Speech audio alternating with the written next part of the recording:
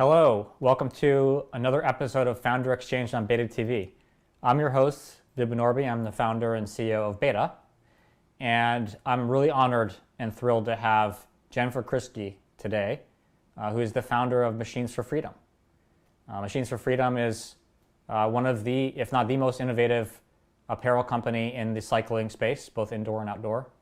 And I think, as you'll learn, she built her brand on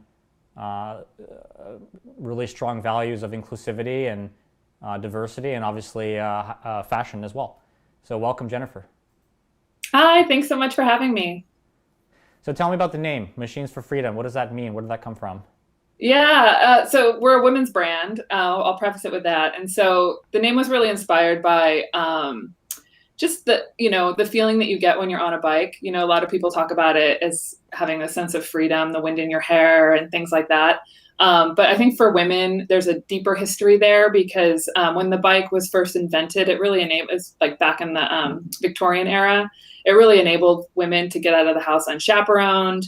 It was the precipice for what became pantaloons. It changed the way women dressed. And so the bike has really been a symbol of revolution for women for a very long time. And so that's what we were tapping into with the name Machines for Freedom. Wow. I had no idea. And I know back in 2014, so despite maybe a long history of being associated with women's freedom, in 2014, you looked at the landscape of cycling gear and apparel and didn't think it was doing justice. Can you tell me about your thought process back then and the founding moment of the company? Not doing justice is putting it kindly, I think.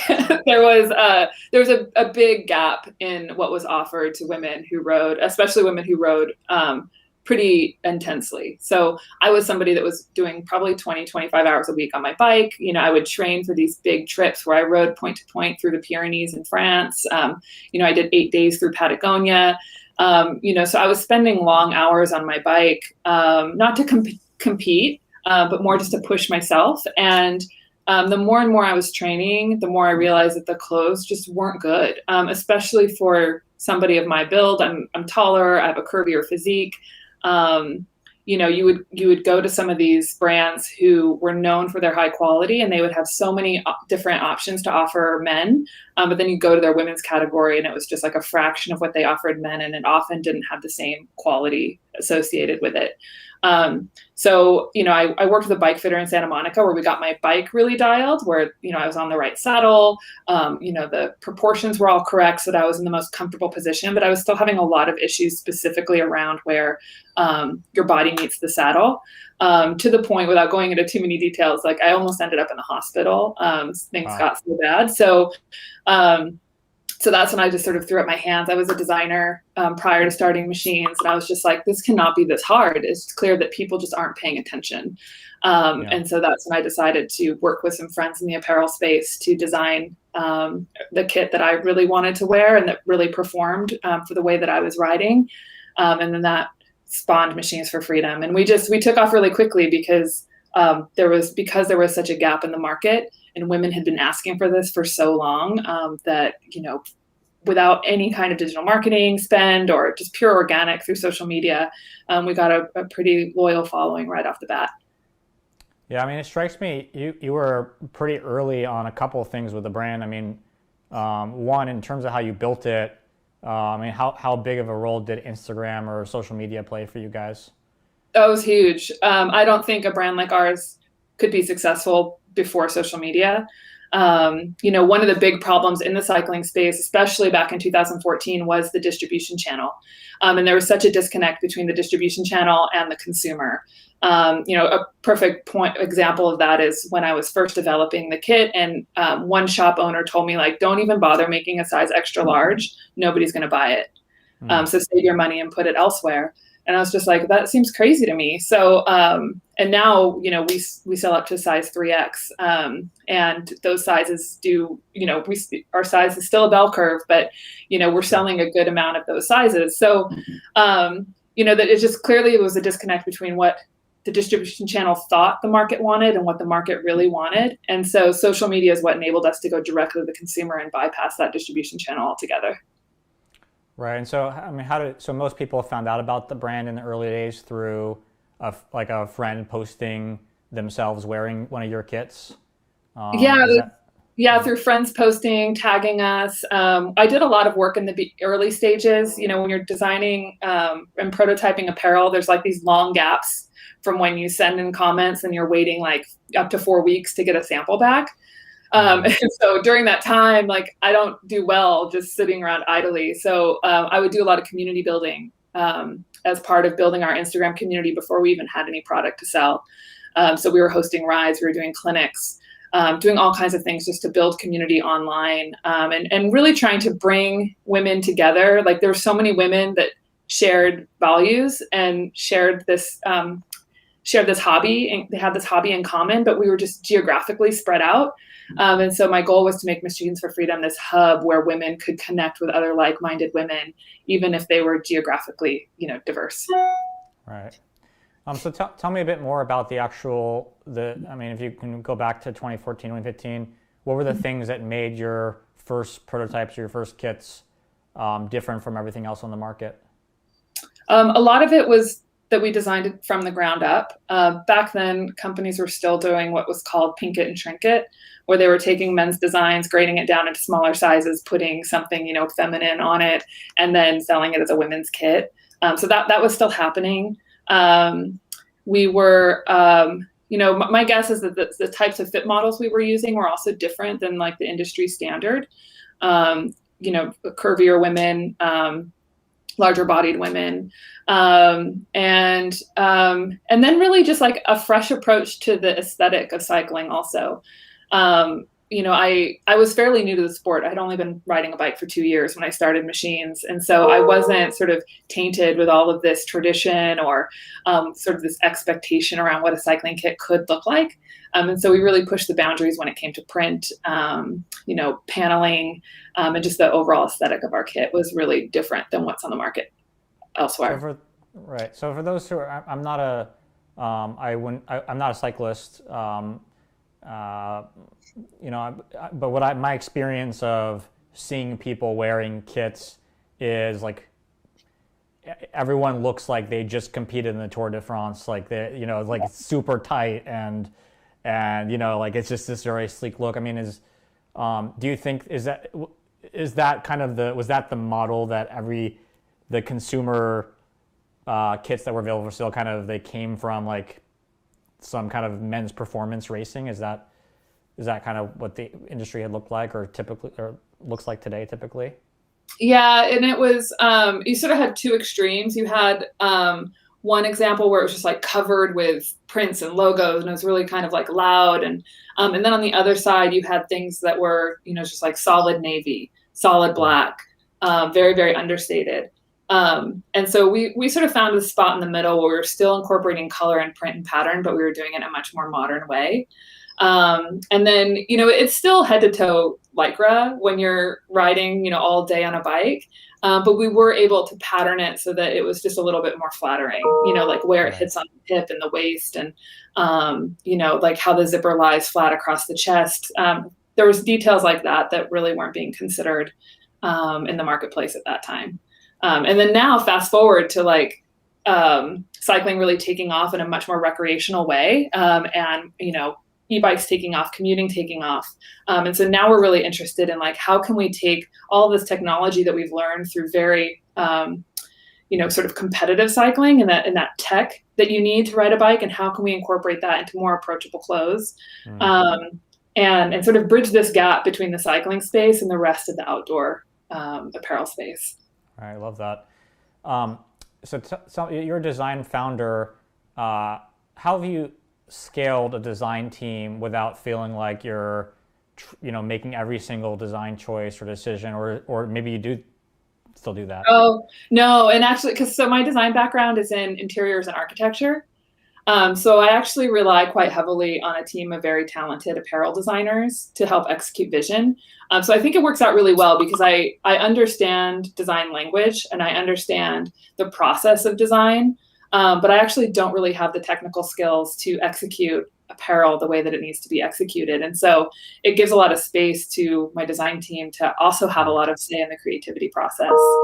And my point of view really comes in from the experience of the end consumer, being the cyclist, as you know, and being sort of like the when you're in architecture and interior design, so much of your job is observation and being able to observe the things that people can't necessarily articulate, why they like a space, why they don't like a space.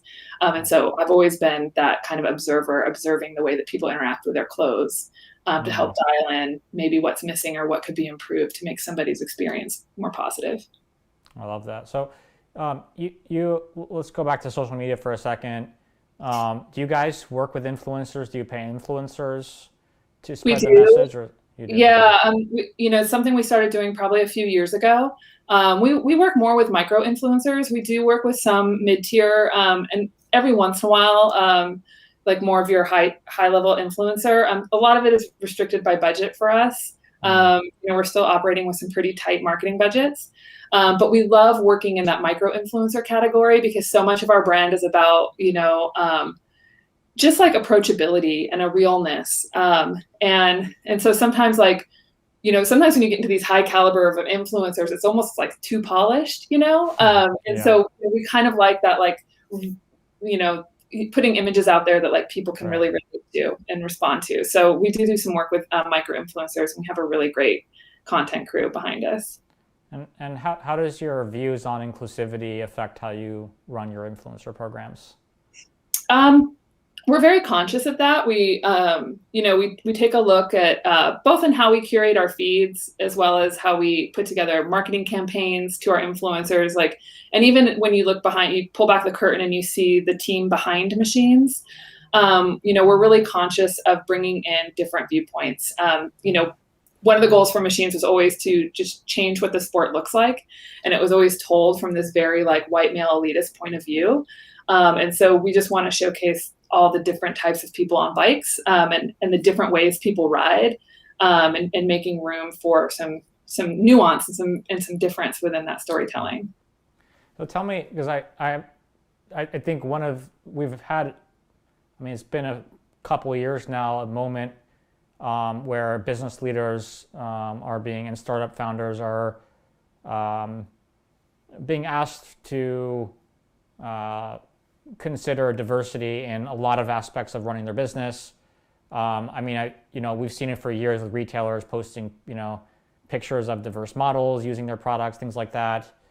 But your brand is kind of operationalized around inclusion, diversity, inclusion. What are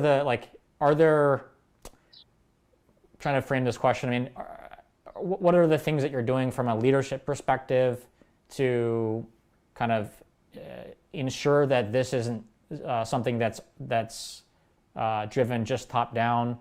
And just tell me about operationalizing D&I, I guess, in every aspect of the business. Yeah, that's a really good question because it's hard to do, especially when you're operating a really small business and you have so many things running through your mind at one time. I think for us, because this idea of inclusion and diversity in cycling has been really organic to our brand's mission for a really long time. For the past 6 or 7 years, it's something that we've been actively trying to improve on. And so now that it's become a very top of mind subject for a lot of companies, we're not at the starting line of that conversation. We've been having that conversation for a really long time. We've been having that conversation in the community. And so operationally, our brand also attracts like-minded people. And so the people that do come to work for Machines are people that have similar values to ours. And so that really helps with the recruiting process. And I think from a leadership perspective, what's really important to me as a leader is integrity. So it's really important that the image that we're putting out into the world matches what's happening behind the scenes with Machines as well. And I think when I hire, I'm hiring for that same integrity. And so that's what enables our messages to come through just so naturally and so organically. It's because it's coming from a place of integrity and authenticity. Right. Well, that makes a lot of sense. So you were specialized, made an investment in your company, and I know this is public. They also acquired the company. Was it in 2019? 2018. 2018. Okay. And so yeah, tell us a bit about that process, how you got to know the team over there, and how that went down. Yeah, so it's interesting. It started with a LinkedIn message where I was contacted by somebody within the organization. They were fans of machines, and they were looking for a women's business leader at the time. And my response was like, well, I'm not looking. Like, machines is doing great, but if you guys want to partner in some way, like, we should talk. And so then that's sort of what kickstarted the conversation. From that first LinkedIn message to actually closing the deal probably took about a year. So there's like a lot of conversations that went into it, and a lot of back and forth. And at the end, it really, I think from my point of view, it was great. We were at a point where we needed support from something bigger and more powerful than us, whether that was a capital infusion, whether that was a distribution partner. We had sort of reached this like plateau in a way where I was like, we need something to help us like jump up to that next level. And that fuel came in the form of this acquisition. What was your first? So I've been through a couple acquisitions myself, from a startup to a big company. And what was your, what was your first couple months like working there? It's always challenging, right? It's a bit of a culture shock too, because as a founder, you're somebody that really has a lot of autonomy, and I've always been someone that works very independently. So I think luckily we'd had a lot of conversations from the beginning that having that autonomy was really important to maintain, and so making sure machines could still operate very independently, especially when it comes to the marketing and the brand and the creative. It was very clear that we were going to stay very separate from the mothership. So so that remained in place. I think what was hardest was just trying to understand the way that this large multinational corporation operates. And it's like, people will come into a company and spend years figuring out how to navigate through a giant corporation, and you have to sort of figure it out overnight. And so that was definitely the most challenging part, is just like, when I need to get something done, like, who's the right person to call? It's such a big, complicated organization, and you're, trying to figure it out. So that was probably the biggest challenge in those first few months. Have you attempted, or has part of your mission been to drive some of your company values up into the rest of the org? Yeah, I think that happens naturally. I mean, I think even just my presence there sparks some of these conversations within the organization. And I'm definitely not one to keep my mouth shut when I have an opinion about something, whether they like it or not. So yeah, I think it does spark some really great conversations, and it just sort of fuels some of the bigger conversations happening in the industry in general. So yeah, I would like to hope that machines is having a positive influence in that way. Right. That's great. I mean, what about in terms of hiring? Has it changed anything on the hiring front for you, or any kind of the business operations in a way that has been interesting or challenging? Sometimes I think one of the more challenging components is hiring the right sort of like personality fit, because you're sort of you need somebody that can excel in both worlds, and sometimes a person that excels in a startup culture isn't going to be the same person that excels in a corporate culture. But in order to succeed within machines, you kind of have to be able to straddle both worlds. So that's maybe been one of the biggest challenges. But that being said, I'm sort of the primary bridge between brands and between machines and Specialized. So I try to do most of that, be the point of connection for the most part. And so that way I can sort of like simplify things and send it downstream to the team, because it can quickly become complicated once you're like wrapped up into this big, behemoth of an operation. Yeah.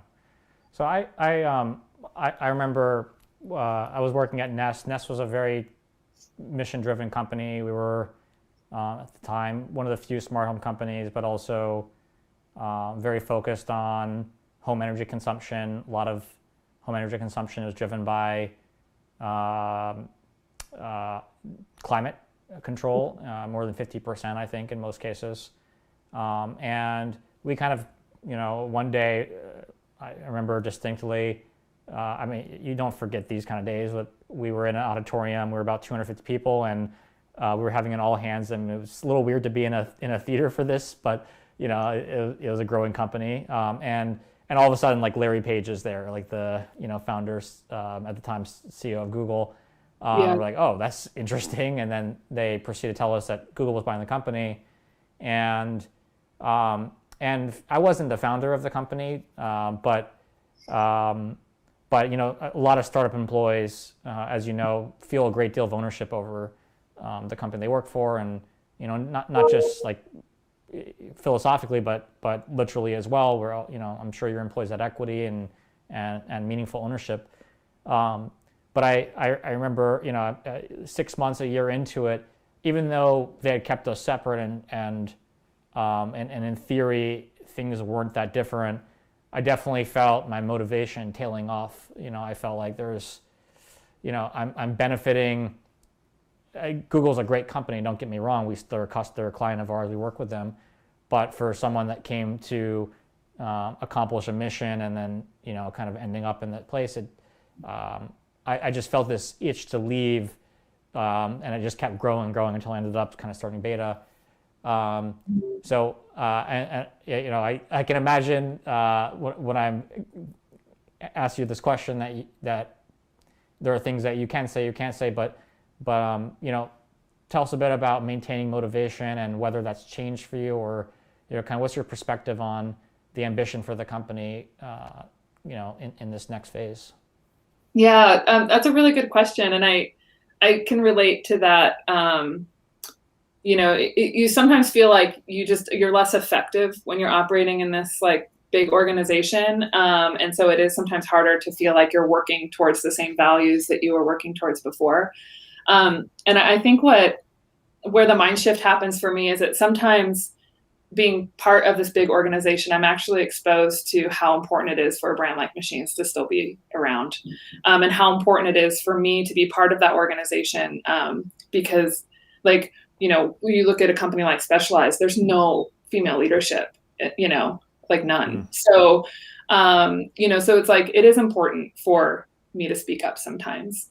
So I think it is like, the way that Machines sort of shook up the industry from a product perspective and from like a very consumer facing perspective. There's still work to be done behind the scenes also in shaking up the industry in the same way. And so our presence in that space is important in order to do that. So I think that's where I still sort of find some of my drive, is because, you're just aware of how much work still needs to be done. Right. And how do you scratch your entrepreneurial itch in other ways? Do you have hobbies or side projects or other things that you're working on? I do. Yeah. I mean, what was it? I don't know if you're into this woo-woo stuff, but like, I'm a Gemini rising. And so apparently we always have to be doing at least two things at once if we're going to be successful at anything. Okay. So I do dabble in real estate or investment as well. Okay. And then in the last couple of years, I've sort of been educating myself on the stock market some more as well, and that kind of investment. So, and maybe it's also just a point of my age. I'm in my early 40s, and so thinking about like, what is my retirement going to look like is something that's very real to me at this point in my life also. So, yeah. Are you doing crypto? I made my first crypto purchase this morning. I'm probably the game. Yeah. I mean, I'm a Gen Xer. I'm a little behind, but yeah, I'm intrigued by it for sure. I haven't quite figured out how I feel about it just yet, but yeah, I've been looking into it and reading up on it. Fair enough. Last question for you. Yeah. And I always struggle to produce a good last question. So let me try my best. Let's see. So actually, before that, are you still cycling as much as you used to? You said that you were cycling 25 miles a week prior to starting the company. Oh, yeah, not that much for sure. Okay. And mostly for time, but now I'm really into mountain biking. So I love getting out on the trails. That shifted for me probably around 2020. I just sort of wanted to be out in nature some more. So mountain biking's kind of become my go-to. Fair enough. So one of the things that reading about you and the company, your company is an incredible example of like there's probably a lot of things that people assume are niches that are actually massive category opportunities. And I think you identified that a lot of women like cycling. They're not being treated from a marketing and product perspective the same way men are. But you don't. I don't experience your public persona as someone who is kind of using that as a sort of. Let me phrase it the opposite way. I think that you've approached it very pragmatically as as a business opportunity that many other people have missed, versus the and I think you've stood on the value of the products themselves being best in class. It's not a gimmick, right? Your inclusionary efforts are not gimmicky, and you never treat them that way. And I truly admire that. Tell me about what is something that, over the next 5 or 10 years, maybe not just for cycling, but for sports or any kind of activity. And what do you want? What would you like to say to the industry what would you have the industry kind of do to improve itself? You mentioned before more women in leadership in cycling, but what are the other things that you've kind of seen and that kind of make you kind of motivated to continue every day? For me, what I would love to see in the next 5 to 10 years is for cycling to exist within the rest of the active space. Cycling's always sat outside of both the outdoor industry and the fitness industry, and it's kind of just been on its own. And I think one of the reasons for that is because there's a lot of there's sort of a lot of judgment that comes from the culture. We even get it, within the machines community, which is a fairly open and accepting community. It still seeps its way in where it's was that tested on a real cyclist? Hey, that woman doesn't even really ride bikes, or comments like that. And it's if you're on a bike and you're pedaling it with your feet, or not even with your feet, right? There's hand cycles too. If you're on a 2-wheeled, manually assisted thing, you're cycling, Yeah. And so I would just love to see more acceptance around, what you're wearing on the bike doesn't mean you are or are not a cyclist. Right. So just some more acceptance around what it means to call yourself a cyclist, what it means to ride a bike, that you don't necessarily have to be riding 20 hours a week and training for the Pyrenees in order to be included in this world. So I would love to see the industry make more moves in that direction. And I think it would really, from a business perspective, I think that's where the opportunity is, because that's what brings people into the sport. And that's what's going to grow the sport of cycling. I mean, it doesn't matter how bad my last question is. Everyone always delivers. You delivered.